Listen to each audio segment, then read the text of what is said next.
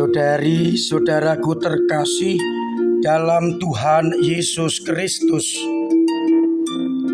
selamat pagi dan berkah dalam. Kita berjumpa kembali dalam renungan harian kita, Selasa 4 Juli 2023. Seperti biasa, kita mendasarkan renungan kita pada bacaan Injil hari ini.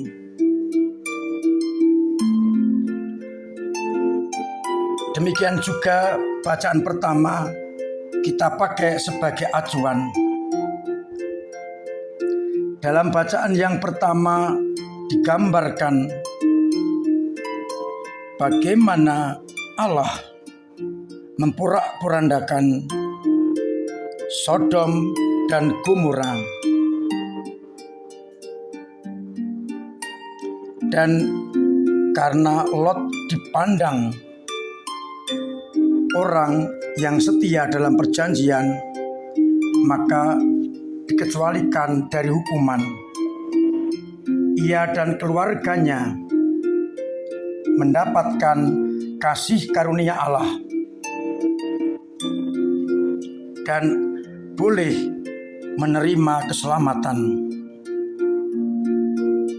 kecuali istri Lot yang tidak mengikuti perintah utusan Allah, menoleh ke belakang dan akhirnya menjadi tugu garam.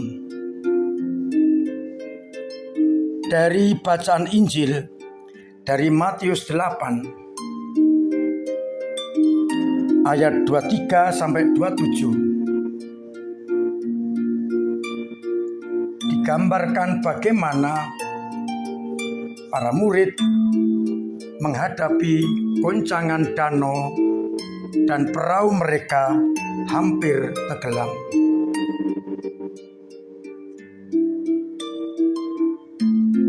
Maka para murid mencoba membangunkan Yesus yang tertidur dalam perahu, dan mereka akhirnya ditegur oleh Yesus. "Mengapa kalian takut, hei kamu orang yang kurang percaya?"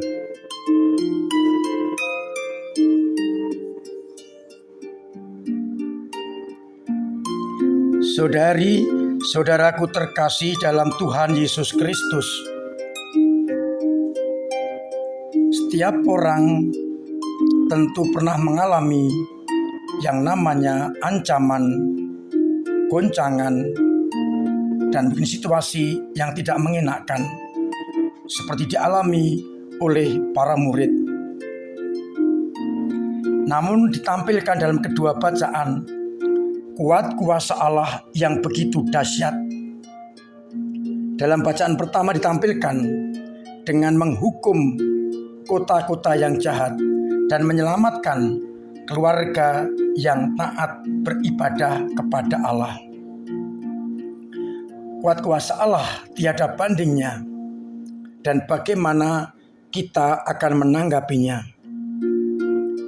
Lot dan keluarganya mengikuti perintah utusan Allah untuk lari dari kota yang akan dihancurkan, dan akhirnya mereka selamat, kecuali istri Lot menjadi tiang garam.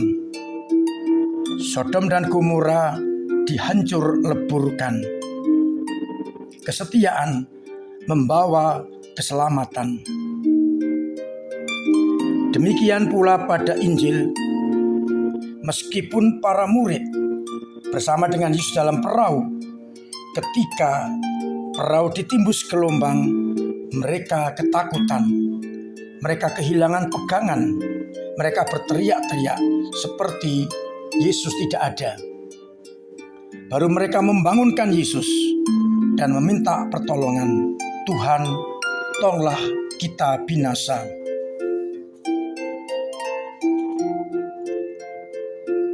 Di dalam Injil Matius, teguran yang disampaikan Yesus berbunyi, "Mengapa kalian takut, hai orang yang kurang percaya?"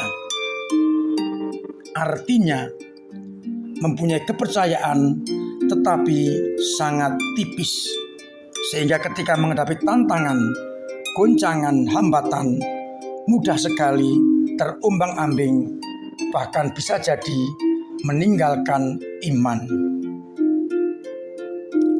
Kalau kita melihat dalam Injil yang lain, Injil Markus, peristiwa yang sama, teguran Yesus berbeda.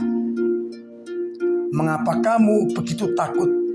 Mengapa kamu tidak percaya?" Percaya akan kuasa Yesus Kristus. Ini ditujukan kepada orang-orang yang tidak percaya sama sekali kepada Yesus, sehingga menghadapi tantangan, kesulitan, goncangan, mereka ketakutan.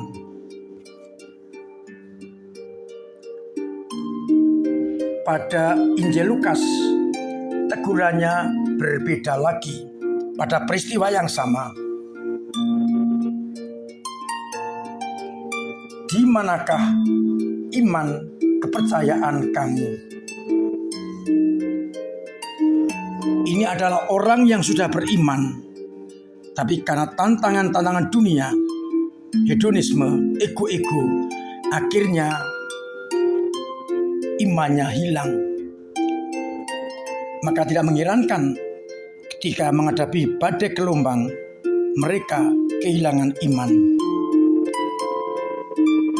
Saudari-saudaraku terkasih dalam Kristus, kita pun seringkali mengalami tantangan, goncangan, godaan dunia yang begitu hebat. Sekalipun kita percaya kepada Yesus, seringkali tanggapan kita, sikap kita seperti apa yang ditulis oleh ketiga penginjil. "Hei kamu orang yang kurang percaya, hei kamu orang yang tidak percaya, hei kamu, di manakah iman kepercayaanmu?" Kita boleh merenungkan sabda Tuhan ini dengan bertanya, menghadapi tantangan, godaan, badai dalam gelombang hidup ini, sekalipun Yesus menyertai kita, bagaimana tanggapan kita atas iman itu?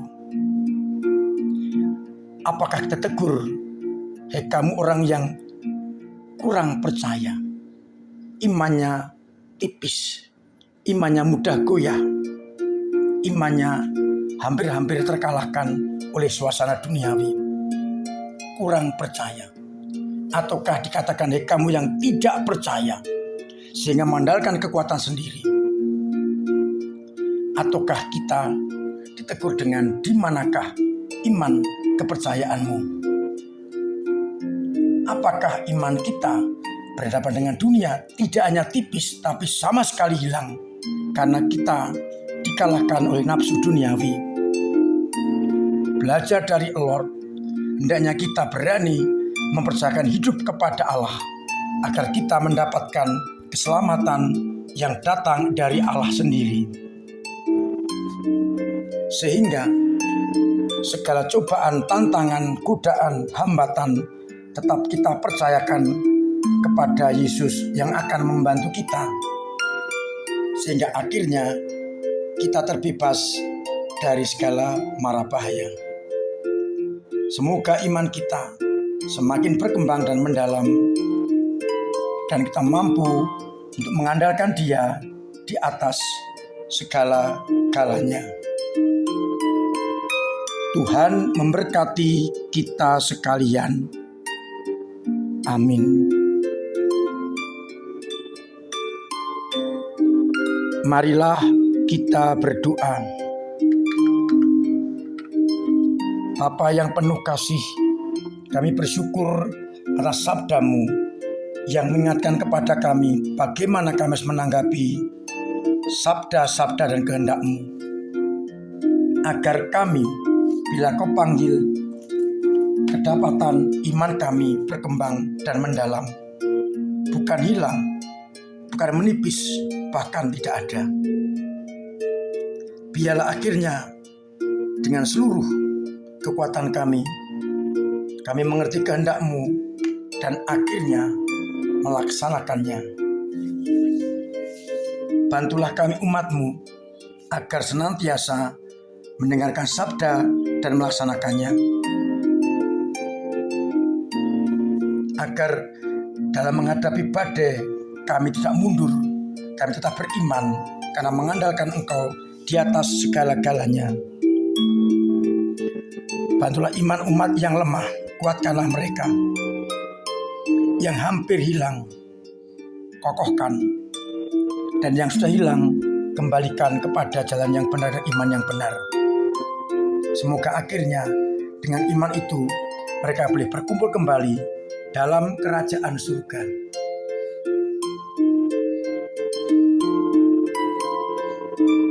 Semoga umat-Mu yang sakit Engkau jamah dan Engkau sembuhkan lewat dokter, perawat, dan orang-orang yang merawatnya. Yang punya beban berat Engkau ringankan agar bisa bernapas dengan lega dan semakin beriman kepadamu. Yang punya persoalan Engkau urai agar akhirnya bisa lega, tenang, dan beriman. Yang kesulitan ekonomi Engkau bantu lewat sesamanya dan usaha-usaha yang sungguh diperlukan. Untuk itu, sertai mereka dengan berkat-Mu sendiri, Bapa dan Putra dan Roh Kudus. Amin. Saudara-saudaraku terkasih, tetap saya ingatkan agar mematuhi protokol kesehatan dengan benar demi kesehatan kita. Pakai masker, cuci tangan pakai sabun yang mengalir, dengan air yang mengalir. Dosa kedua, makanan sehat, dan juga kita menjauhi kerumunan.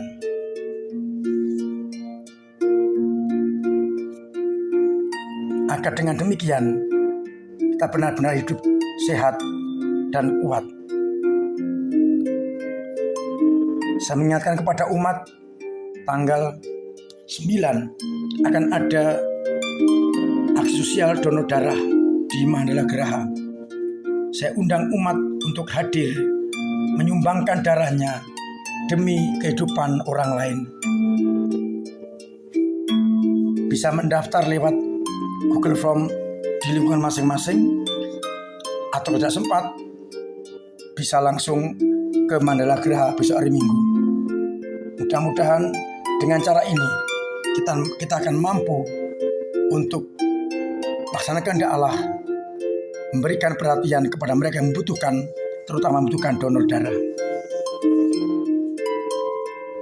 Saya mengucapkan terima kasih atas partisipasi penjenengan semua dalam hidup menggereja lewat doa, tenaga, dan dana, agar akhirnya gereja tetap bisa melaksanakan tugas pastoralnya.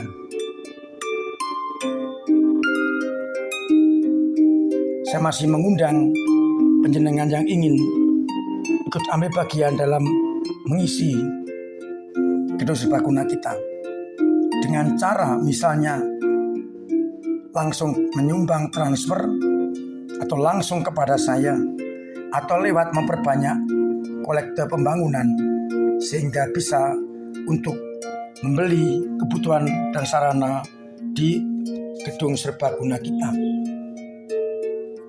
Akhirnya saya mengucapkan selamat pagi, selamat merenungkan, salam sehat, Tuhan memberkati.